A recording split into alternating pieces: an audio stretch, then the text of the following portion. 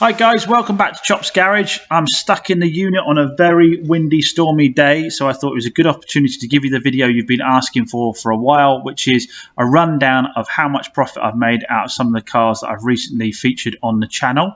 A lot of you want to know because you want to know about what kind of margins you might make if you get into this game. Few caveats for you is that obviously if you're trading from your driveway and a small number of cars and staying under the VAT threshold, you won't have to pay the 20% VAT I'm making on my profits here, and you won't have a lot of the overheads I talk about. If you're selling as a private person, you're not going to have to worry about the warranty costs I've got, and all the profit margins you make will be straight in your pocket.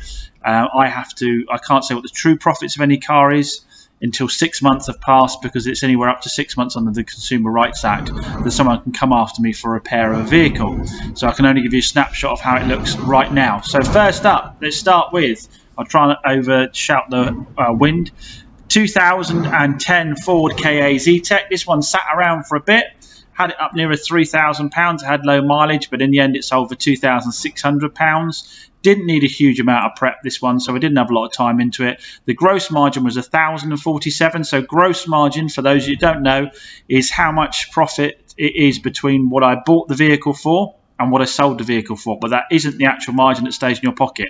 An awful lot of channels on YouTube show you gross profit or gross margin, where they just tell you simply what they bought a car for and what they sold it for. They don't include all of their costs.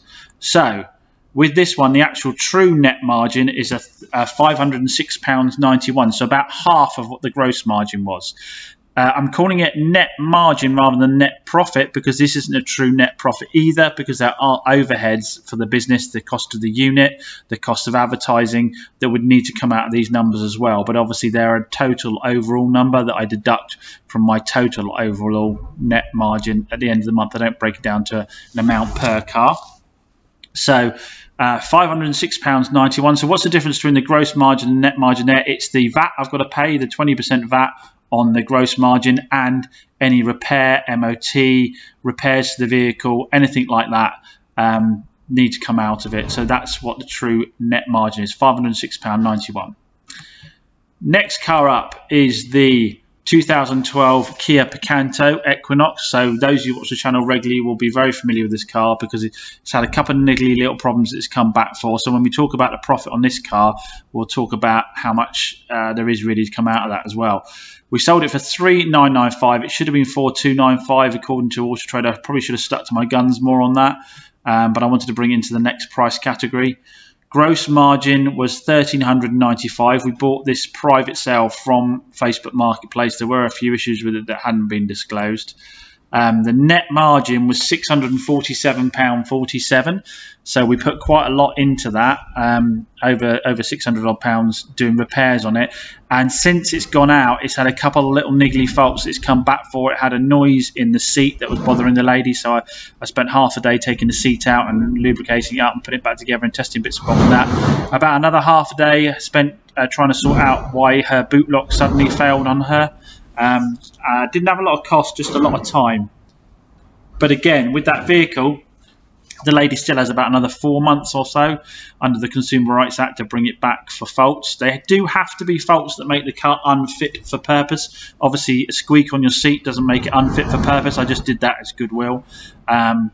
Getting in your boot is something more essential, so don't think that means you can bring a car back for anything within 6 months. It's only things that aren't fair wear and tear or make the car unfit for purpose or not as described. On to the next one, a bit different for me, an automatic. Hadn't done an automatic before. 2012 Mazda 2 automatic, offered to me by a subscriber who was a trader. I wanted a quick sale just to get the cash back in his bank. Sold it for £5,395. Could have sold it multiple times over. Very popular car, that one.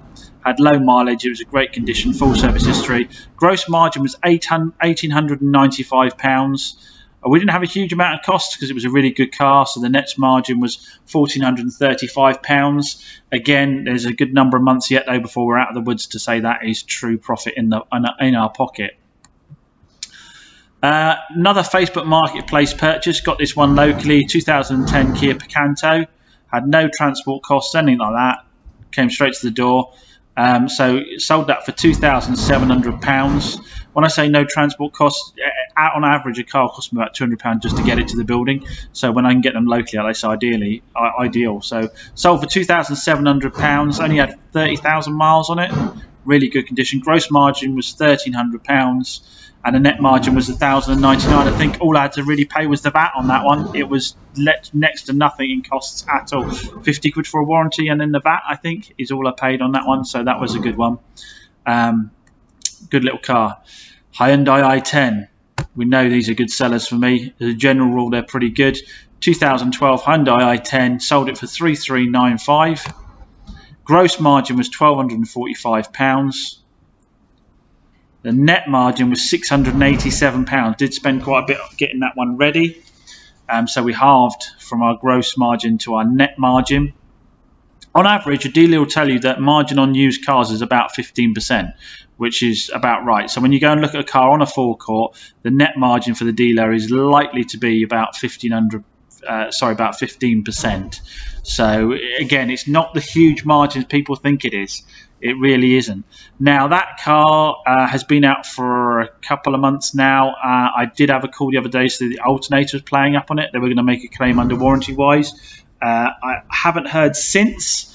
I did help arrange to get the car recovered to a garage, but I haven't heard since. I'm assuming they've approved it, but maybe they might not have done. So again, that money isn't in my pocket until that 6 months is up. Another Kia Picanto, another one we got from a subscriber. Again, sort of a guy that trades off his driveway, wanted to sell it on quick, offered it to me, so thanks for that. Sold it for £2,695. Again, it was super low miles. Gross margin was £1,545. Net margin was £1,023. So even a car like that was pretty good. I put it down for a new MOT, if I remember rightly. Had some other bits and bobs done on it. Even with a car like that, where we had a good margin in it, you know, there was still money to be spent even on a decent car like that, just to get it fully retail ready. In my costs are, again, you've got the VAT to pay 20%. I buy a warranty in, and I normally put a new MOT on them. Then we had the Nissan NOTE-N-TEC 2010. Spent quite a bit of time on this. Did the alloys up, did a bit of paint, gave it a hell of a valet, machine polished the whole thing, came out looking absolutely fantastic. Sold for £3,495. The gross margin on that was £1,735. The net margin was £1,029. So we still spent £700 on a car that didn't need a huge amount. Still spent £700. New MOT. Had some tyres, had a service, had a warranty put on it, bought paint for it to do the wheels and so forth. So yeah, there's still, even with a good car like I say, there's still cost to incur. So the net margin £1,029. Then the Ford Fusion. Now, if any of you want to know any more about this car, there's an hour-long video on how much work I put into this car. Bought it from a subscriber. Very tatty car. Scraped on every corner on the side trims. Only had 50,000 miles on it, but scraped on every corner. Not in good condition at all. Spent a lot of time making this mint. But it sold straight away for £2,545 because it was, when I finished with it, in fantastic condition and said low miles. Gross margin was £1,945. Our net margin was £1,179. So again, after most of that will have been the VAT. The trouble with getting a car cheap is that if there's a big gap between what you bought a car for, what you sold it for, you pay even more VAT. So 20% on my gross margin was a fair chunk of what we lost there. But net margin £1,179. So it was worthwhile spending, you know, probably a day and a half doing the work on that one. It was sold to a trader who was buying it for a friend. The friend wanted the trader to buy it for them so they could get it traded at a cheaper price, but the trade then obviously takes responsibility, so I know that money's in my pocket. Trade sales are lovely because you know the money is in your pocket. You don't have to worry about what happens within the next 6 months because a trade sale carries no Consumer Rights Act at all. So that's a nice sale to make if you can. Last one up I think we've got is the Seat Ibiza COPA. Now this one I should have sold for more. I sold it for 4.4. I think the book said something like 4.7. The phone rang off the hook for it. First person that came see it bought it. But the trouble was I had a gross margin of sold for 4.4, had a gross margin of £2,036. Think, you know, fat gross margin. You can really do well off that. But net margin £578. I probably over prepped this. I did a cam belt water pump. I did, what else did I have done to it? Suspension, obviously new MOT. On top of the cam belt water pump, there was the oil filter, air filter service. Really went to absolute town. It's bought a new parcel shelf for the back. That was £90 on its own. Really went to town on it. Painted the rear hatch where there was a bit of a ding, a bit of paint damage. Really went to town. It was absolutely immaculate, which is why it sold straight away and why it had all the phone calls, but should have stuck to a higher price point. It only made £578 out of a £4,040 sale. So guys, hopefully that is of interest to you. I know a lot of you have been asking for that for a while, so apologies for taking my time. There are obviously a lot of other cars, probably the same again, that I haven't actually featured there for various different reasons. Sold to subscribers, where I don't necessarily think they're going to want me to running through with that. Some cars that still have been sold and undergoing warranty claims that we're discussing on the channel already. So there's a lot of other cars. There's a load of part exchanges which we went through. Actually, I think we've got one more that had a part exchange on it. Yeah, 2009 Toyota Yaris we did. That was, I surprised me the value of that. Auto Trader set the value of that 3695 and it sold immediately at that. Gross margin was £1,097.14. Net margin was £794. Didn't need a lot of work. That was a fantastic condition car, that. But going back to what I was saying about part exchanges, there was a part exchange on this one, a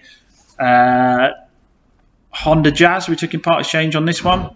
Now, obviously, in the part exchange deals, you haven't made your profit until the part exchange sells. So you've got to sell 2 cars to make the money on one, which is why, again, dealers knock part exchanges down because it slows the sales process down. They've got to hope they get their money back out of the car. Those of you that watch the channel will see that I get stung by part exchanges all the time, having undeclared faults. So that's why you get hammered. People go, well, you know, we buy any car prices are terrible.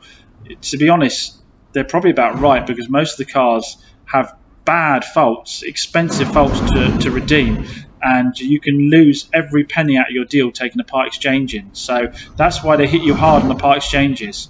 If I always say, if the member of the public had to give the same warranty a dealer does on their part exchange, then they'd get a hell of a lot more for their part exchanges. But yeah, that's the way it is. Anyway, the Honda Jazz, I sold that straight to another friend who desperately needed the car for what it owed me, so I got my money straight back out of the Toyota Yaris, made that margin of $794. But the part exchange was pretty much all of that. Like I say, I haven't featured all of the cars. There's a few other part exchanges that we had along the way that have sold. We've broken even on pretty much all of the part exchanges, not made a profit on any of them because, as I said, they had undeclared faults and had to be sold off cheap.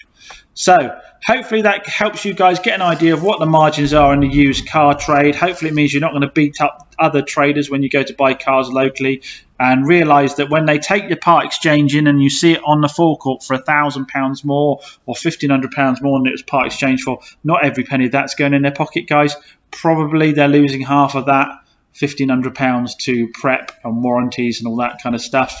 I'm not asking you to get your mini violins out for anyone here. You can see the profit levels are acceptable, but they're just not as high as everybody thinks they are. So when you go to negotiate on a car, if it's been advertised at a good price on Auto Trader, there's no reason to be knocking people down if they're doing the level of prep that I'm doing. New warranties, new MOTs, a new warranty, servicing, including things like cam belts. You've got no right to be really knocking them down. So again, if you're trading these vehicles off of your driveway, so you're watching my videos because you want to know how much money you can make out of selling cars, if you're trading them off your driveway, you're going to make more profit than I've got here. You're not going to have to prep them as well. You've not got the overheads of the business. You aren't going to be paying the VAT on it. So, but then you might not get the prices I'm getting because obviously I'm a full-blown dealership. People have some sort of trust in that rather than people trading off their driveway. Anyway, as always, guys, thanks ever so much for watching the videos. If you've got any questions at all about any of this, just pop them in the comments down below and I will do my best to answer all of them. And if you want to know how these cars, how you buy these cars and prep these cars, market the cars and then sell them because you haven't seen my channel before, hit that subscribe button and I'll talk you through it. Thanks a lot.